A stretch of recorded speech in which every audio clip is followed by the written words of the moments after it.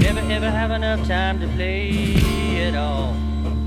You know everybody wants to walk in someone else's shoes. Everyone's forgotten who they are. Such a crime to waste his time. Welcome back to the Otter Creek and Rio Grande. Now this is not a model railroad update. What I'm doing right now is just taking a step back and enjoying the model railroad. I put a lot of hard work in over the last 9 months or so, and so I'm messing around with trains. I have added the time saver, so what I haven't done yet is run the first train that has added the time saver as a regular stop. So, in order for that to kind of run smooth and to make the temporary staging yard here as efficient as possible, I've put in a temporary turntable, because I'm not going to do much with bench work for the rest of this year.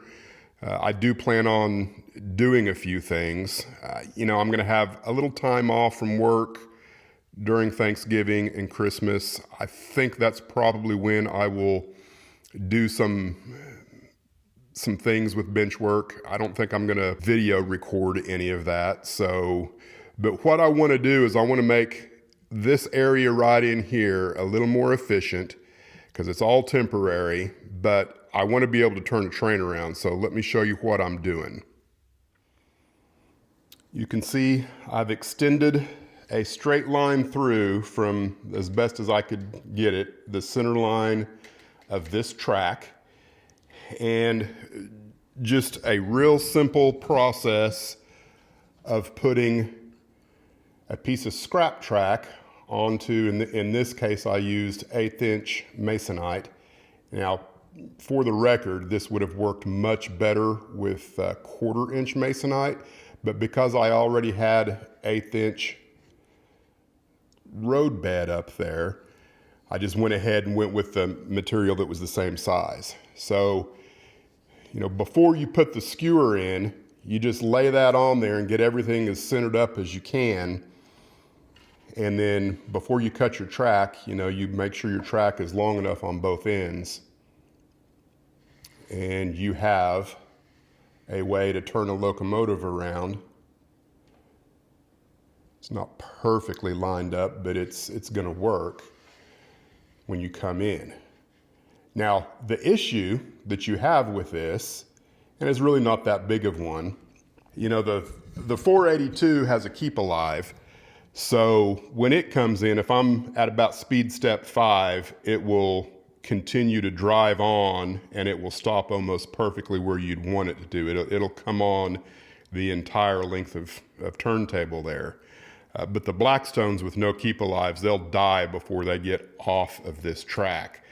So my project today is to come up with a way without a lot of effort to electrify this track and make it to where a Blackstone can drive all the way on. All I'm really doing is tinkering, enjoying the railroad, and having a little bit of fun here. So let's get started on how I'm going to make this work.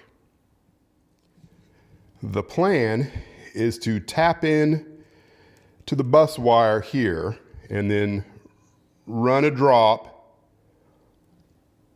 all the way down to the back side of where the turntable is, and then come up through the plywood there, and then solder those wires to a PCB tie here that I can then lay on top of the rail as you drive on, and then I can pull it back off, turn the turntable, put it back on, and drive off.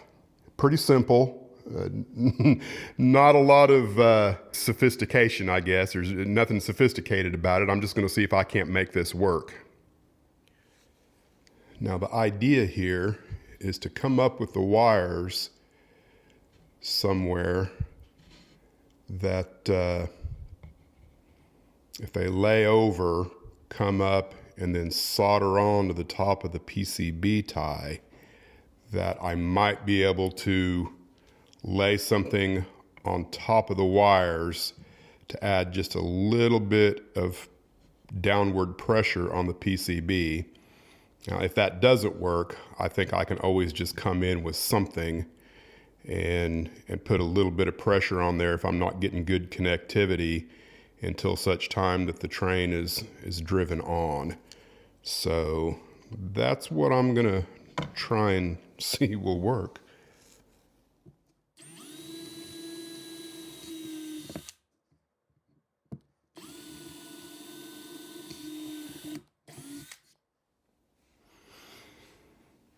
Blue is to the back.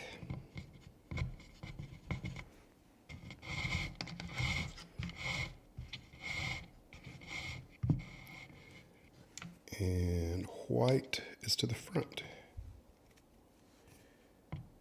Went ahead and used stranded wire. This is actually some scrap that I had from some other project.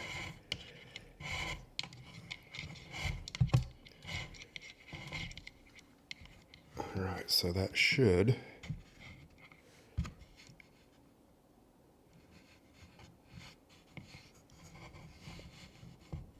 any luck, just lay down on top of there.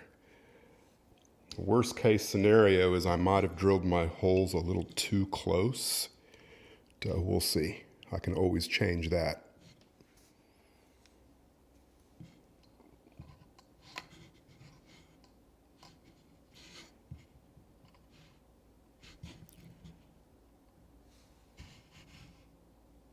All right, I'm not going to try and solder that here. I'd rather be in a little more controlled environment. So I'm going to take this and the wire to the workbench and get it soldered on.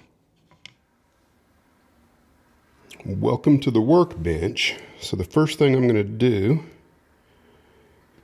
is add a little solder to this, right where I know I want my wires to be soldered on. It might be a little too much.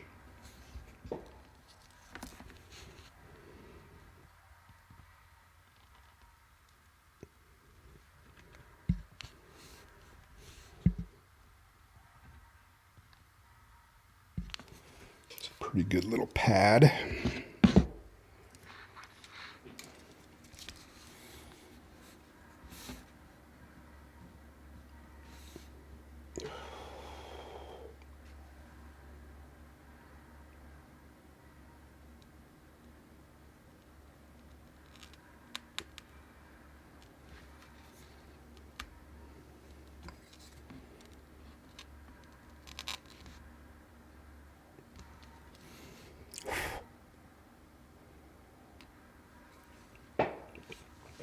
Okay, that should work for the blue.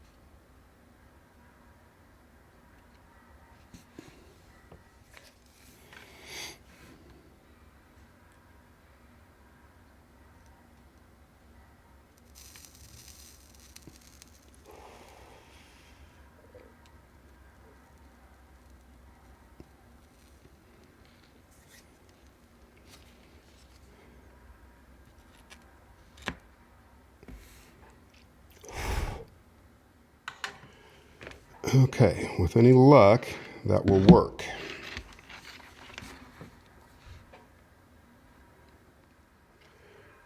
Okay, now it's time to see if this is going to work at all.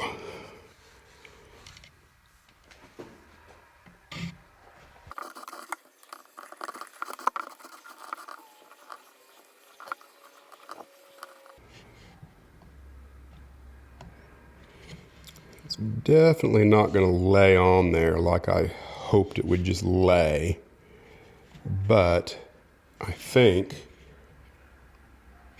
all I would really have to do is touch it like that.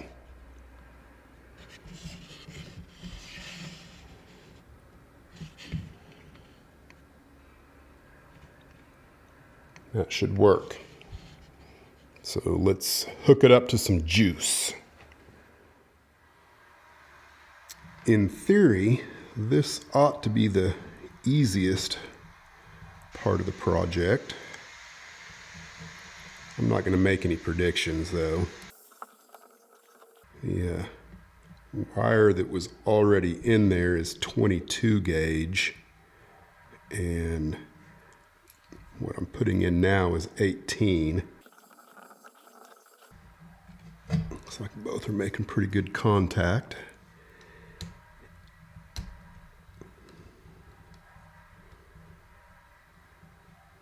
There is a little bit of solder on.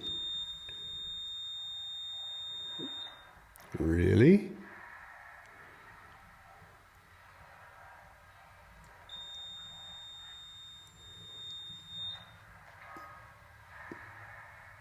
Now, how does that work? So this one is for those of you who are watching going, that's never going to work. You were right. It's not, because I don't have an isolation gap here, and there's no way for the juice on the top side of this PCB to get to the bottom side of it. So I'm going to have to reconfigure this. This is one of those situations where I knew exactly what I want to do, but just got in a hurry to do everything and didn't think it through. It's going to work. I just need to come up with a way to jump the electricity from this side to the other side, because I'm already braided and everything on the underneath side. I don't want to take this out again. I'm just going to run a little jumper wire from the top, wrap it around to the bottom, and then I need an isolation gap right here, and then that should solve my direct short problem. That little problem's fixed. Now it's ugly, but all I did was wrap some 22 gauge solid core wire around so that I've got connectivity on both sides, and now I'm gapped on both sides. I've got juice running to it right now, so everything's copacetic, and it's just a matter of seeing if it works the way I think it should. So let's see how that happens. I'm pretty sure the way this is going to have to work is the drivers are going to have to come onto the bridge first before I can lay this down on top of it. I think it's too squirrely for me to put that down on there first. So be some experimentation on how this works, if it works. So as luck would have it, the 453 is coming in with some empties. So we're just going to have to see how this works.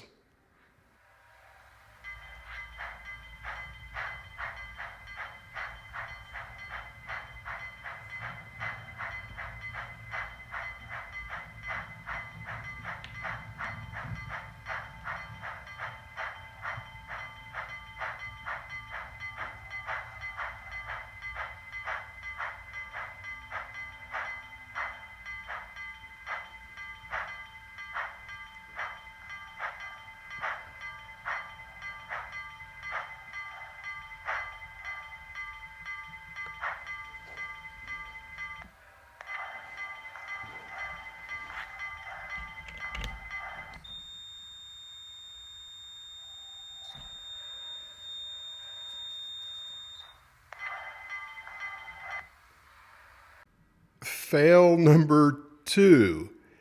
So when I looked at the underneath side of the plywood to determine what the polarity of the wires were, I just saw that the blue was the furthest wire this way and the white was the furthest wire this way. I didn't look to see where they were interfaced on the turnout. So the blue wire is on the inside of the turnout here and the white wire is on the opposite. So my polarity is 180 degrees out.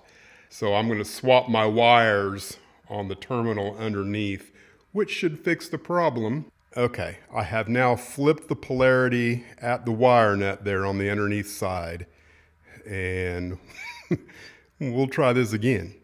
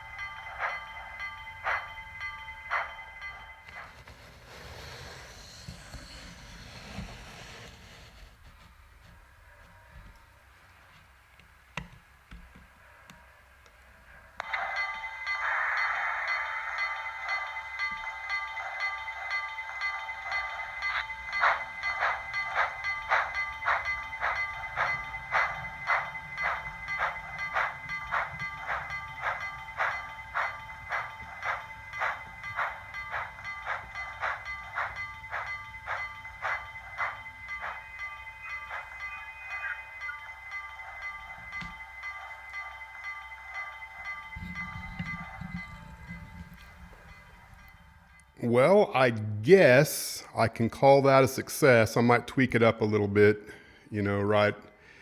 I think I would like to pull this back a little bit so it's not so far out, but it's going to work exactly the way I thought it would, which will allow me to turn a locomotive around and make use of this area a little more efficiently without having to pick a locomotive up, spin it around, and put it back on the track. I don't like doing that, so I think I'll leave you with just a little bit of trains moving around and we'll call it a day. Thanks for watching.